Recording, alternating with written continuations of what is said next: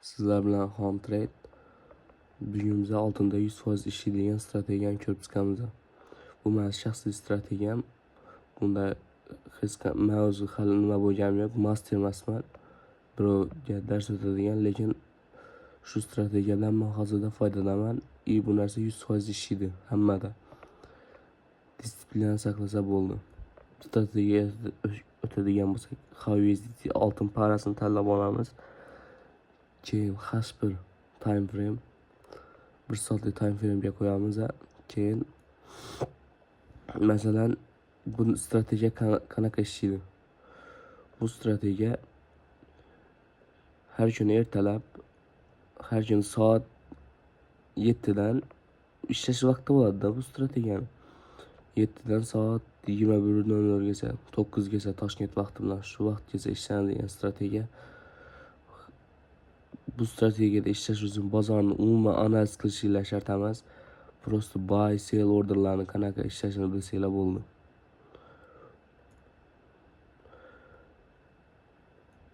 Masalan, men ikkita switch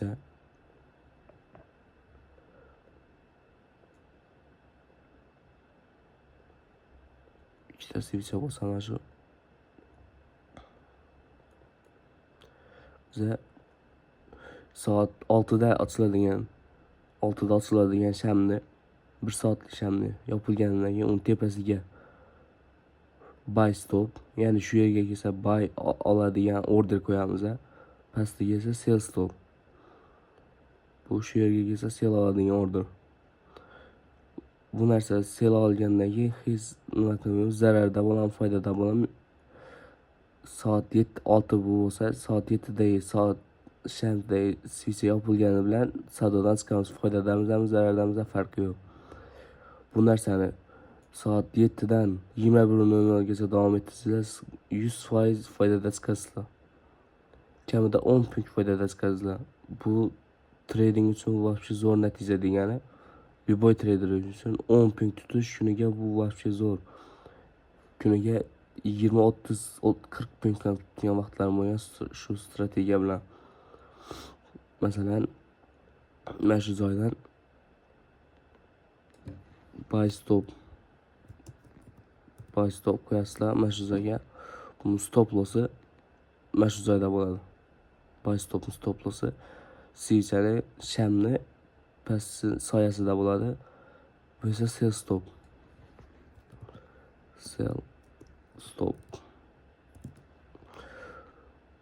Bularda tek profit bo'lmaydi, faqat stop loss bo'ladi. Tek profit mana shu sham ochilgan soat 6da bo'lsa boshlanish vaqti, soat 7da bo'lsa 6da ochilganni tepasiga buy stop, pastiga sell stop. 7da ochilgan sham yopilishi bilan savdodan chiqib ketiladi. Foydamiz ham farqi yo'q. Ko'p chiqadigan bo'lsak, qaysi vaqtdan ko'ramiz? Masalan, kechagi 28-oktyabrni ko'rsak. 28-oktyabr, 28-oktyabr soat 7, 6 soat 7 mana. Mana shu joyga kelsak masalan. Bu joyga buy stop. Buy stop olsak yaxshiroq bo'ladi menimcha.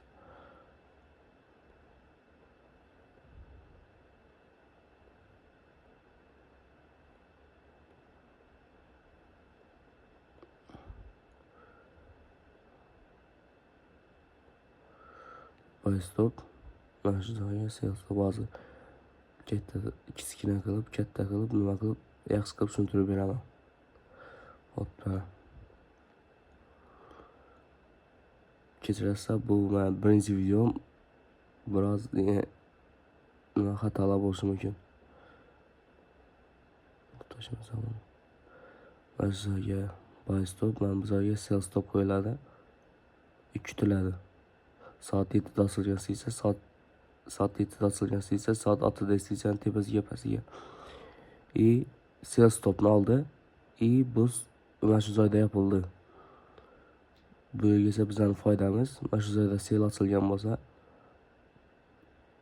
20 punkt tutildi. Sell stop bilan buy stop o'zgaradi. Keyingi sham ochilishiga soat 7'ye tepasiga buy stop, pastiga sell stop kutiladi. Bu masalan buy stopni ham sell stopni ham olmadi. Bunda savdoga kirmiz, foyda ham zarar ham yo'q. Mana shu joyga yana buy stop, bu yerga sell stop. Menimcha bu shamni olmagan, maksimum olmay qaytgan mana. Sell stopni olgan lekin. Sell stopni oldi. Foyda. Sell stopni oldi, mana shu joyda yapıldı. Yana 9 punkt. 29 punkt foydada. 2 soatning ichida. Keyin yana o'zgaradi. Bu narsa bu yerga bitta, bu yerga bitta qo'yiladi. Zararda bo'lsa ham yopishinglar shart. Bu strategiya shunaqa ishlaydi. Mana shu joyga sell stop oldi. Mana zarar. Zarar 2 punkt. 208 punkt. 29 ayro 2. 27 punkt foydadamiz bugun hisobiga. Mana shuni mana. Buy stop yana tepasiga, pastiga sell stop. Foyda shu. Yana foydada. Yana 15 punkt. 16 punkt. 16 punkt. 30 qancha bo'ladi? 27 ga 16 ni qo'shsa bo'ladi. 43 punkt. 43 punkt foydada. Shu sell stoplarni o'zgartiramiz. Orderlarni o'zgartirib, osilmagan o'rnimizga o'chirib tashlab boshidan order qo'yamiz. Mana, yana foyda. Foyda 5 punkt. 48 punkt. Yana o'zgartiramiz.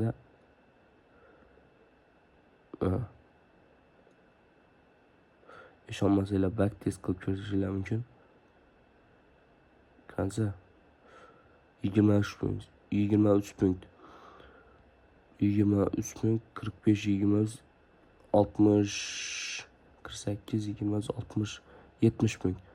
Mana shu joyda mana zarar elasizlarni. Selni oldi, lekin mana bu joyda yopildi. Bizda 70 punkt foyda bor. Mana shu joyda sel oldi, lekin mana shu joyda yapasizlar uni. Shu yerda yopilgan. 7 punkt, 8 punkt. 70, 62 punkt foyda bir kunga. Yana o'zgarib boradi. Mana yana foydada. Foyda endi 16 punkt. 62 qo'shilgan 16, 78 punkt. Bu yerga yana qo'yiladi. Yana qo'yiladi, o'zgartiriladi orderlar. Olmadi mana. Ikkalasini ham olmadi, savdoga kirilmaydi. Yana qo'yildi. Sell stopni oldi. Lekin zararda. 2 punkt. 78, 76 punkt.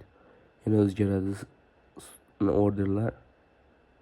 Bu joyda mana buy'ni oldi, buy stopni oldi. Foyda 9 punkt. Bu narsa 21:00 gacha davom etadi. Shundan keyin nima bo'lmaydi, ishlanmaydi. Mana shu joygacha. Yana 9 punkt 78. 9 ni qo'shsak, daxuya bor. 78, 71 bor, 76 ga 9 qo'shsak ham 85 punkt. 85 punkt mana shu 9 punkt. 89 punkt.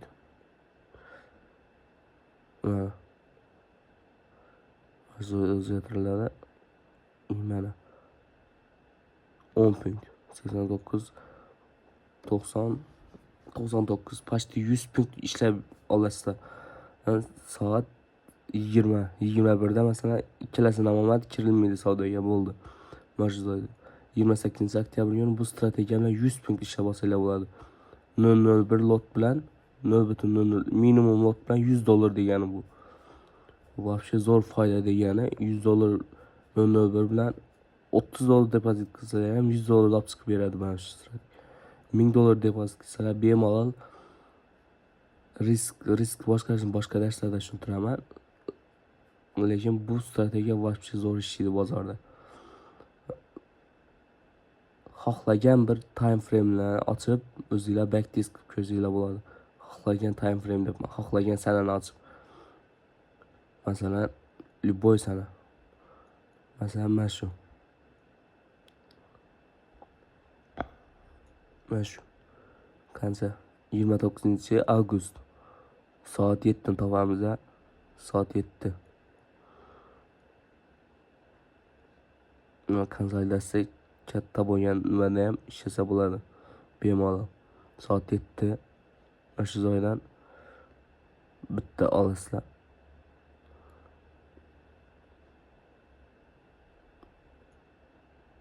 Baylar oldi mana shu joyda zarardasizlar. Zararda bu eng katta zarar mana shu kun bo'lgan. Lekin qancha foydada chiqishinglarni ko'rasizlar. 2 punkt zarar. 5 show davom etamiz. O'zgartirib ikkilasini ham olmagan. Bu хорошо. Mana bunga o'tiramiz. Mana shu joyda 1 punkt ishlab olasizlar. Yana men bu yerda yana zarar. Mana shu stisada mana shu joydan mana shu 3 punkt. Jami 4 punkt zarardasizlar. Mana yana zarar. Hozir o'zim yaxshiroq tushuntiraman. 4 punkt zarardasizlar. Mana shu joyda yana zarar. Yarim punkt. 4,5 punkt zarardasizlar.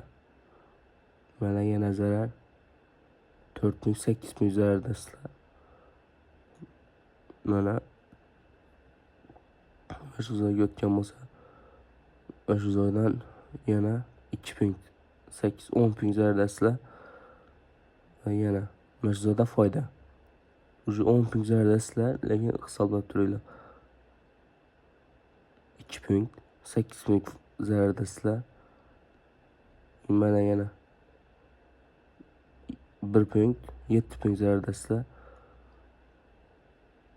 Foyda 2 punkt 5 punkt zarardasizlar. Mana foyda 5 punkt. Shu foydasizlar soat hali 17:00 21:00 gacha ishlanishi kerak. 5 dollar zarardasizlar. 5 punkt zarardasizlar hali. Mana 11 punkt. Shu 5 punkt foydadasizlar. Mana yana 12 punkt. 18 punkt foydadasizlar. Mana yana 4,5 punkt. Yana 5 punkt 18 22 punkt. 21:00 da to'xtatiladi. 21:00 da masalan yana foydada 4 punkt 2 punkt 20-25 punkt foydada chiqasizlar. Liboy sanani qarab tekshirishingiz mumkin. Bu zo'r strategiya. Liboy sanada ishlab bergan, oltinda shu joyga ishlagan. Trading o'zi qimor. Tradingdan nima foyda qilish uchun daxuya bilim kerak, stress boshqasi. Mana shu strategiyani hech qanday analiz qilmay, prosta strategiyani mahkam turib, soat 7 da turib, masalan, soat 7 dan 21:00 gacha ish kuniga qarab ishlasanglar, bemalol kuniga 100 dollar, 150 dollar chiqarib olasizlar. 0.03 lot noskanlarini ham bemalol chiqarib olsa bo'ladi. 100 punkt bemalol ushlab beradi mana bu strategiya. Ayniqsa hozirgi paytlarda oltinda masalan yig'ilib kelgan risk harakatlar bo'lyapti. Sraz pastga или sraz tepaga. Bu narsadan foydalanib yaxshi daromad qiladigan strategiya. Bu yil uchun bu strategiya voshcha zo'r. Bu strategiyani men hech qayerda o'g'irlamadim, boshqa qilmadim. Bu narsani bozorga qarab o'tirib tushunib qoldim. Men o'zim oldin ICTda analiz qilib ishlaganman. Lekin ko'p stop loss olyapman. Men stop lossimni olib keyin ketyapti. Nimaga? Tekni olgani. Hech qanaqa nima yo'q bu strategiyani bemalol ishlasanglar bo'ladi. Hammaga omad. Sizlar bilan Huntrade.